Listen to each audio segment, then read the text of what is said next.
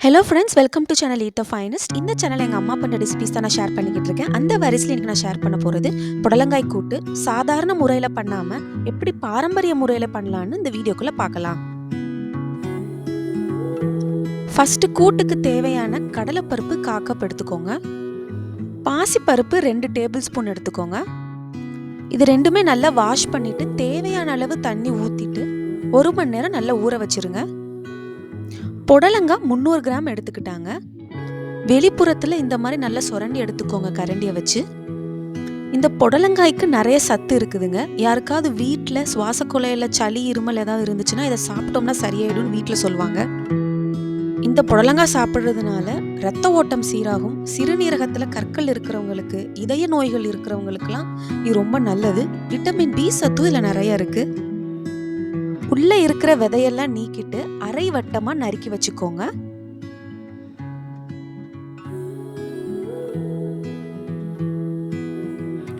இப்ப தண்ணியில போட்டு வச்சிருந்த 2 பருப்புமே நல்லா ஊறி இருக்கு.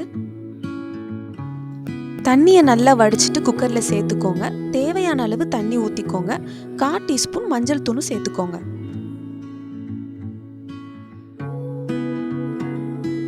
ஒரு 3லிருந்து 5 விசில் வரட்டும் ஹை ஃப்ளேமில். பருப்பு வேகிறதுக்கு இது கரெக்டாக இருக்கும். பருப்பு நல்லா ஊற வச்சதுனால ஒரு 3லிருந்து 5 விசில் போதும். திறந்ததுக்கப்புறம் இந்த மாதிரி பருப்பு நல்லா வெந்திருக்கணும். அப்புறம் இந்த கூட்டுக்கு தேவையான மசாலாவை ப்ரிப்பேர் பண்ணிக்கலாம்.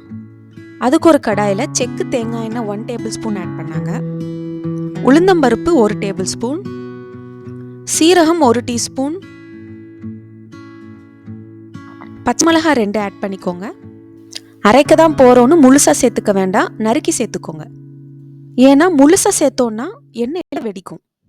காரம் இன்னும் வேணும்னா எக்ஸ்ட்ரா ஒரு பச்சை மிளகா கூட ஆட் பண்ணிக்கோங்க. பொன்னிறத்துக்கு வதங்கி வந்ததும் 1/4 கப் துருவின தேங்காய் ஆட் பண்ணிக்கோங்க. தேங்காய் நல்லா வதங்குறதுக்கு மீடியம் ஃப்ளேமில் வச்சுக்கோங்க. 5 நிமிஷத்தில் இந்த மாதிரி பொன்னிறத்துக்கு வந்ததுக்கப்புறம் ஸ்டவ் ஆஃப் பண்ணிக்கோங்க.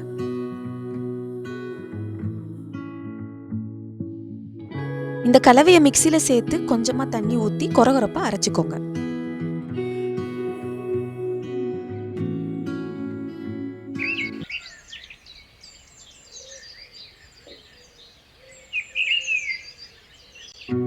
இப்போ கூட்டு ரெடி பண்ணிடலாம். அதுக்கு கடாயில் நல்லெண்ணெய் 3 டேபிள் ஸ்பூன் ஆட் பண்ணிக்கோங்க. கடலெண்ணெய் கூட ஆட் பண்ணலாம், பட் நல்லெண்ணெய் 3 டேபிள் ஸ்பூன் ஆட் பண்ணாங்க.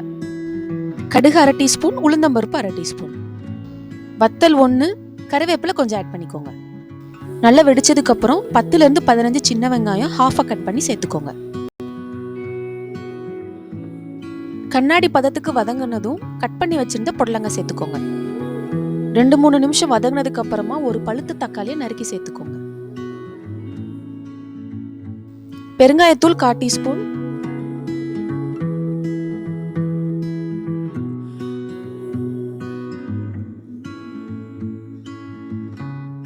ஒரு 7 நிமிஷம் லோ ஃப்ளேம்ல மூடி வச்சிருங்க.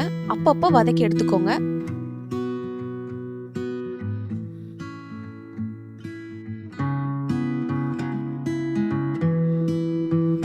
புடலங்காய் நல்லா 70% வெந்து வந்திருக்கு. இந்த சமயத்துல நம்ம மசாலாவை ஆட் பண்ணிக்கலாம். கொஞ்சம் தண்ணி சேர்த்து கொஞ்ச நேரம் கொதிக்க விடுங்க.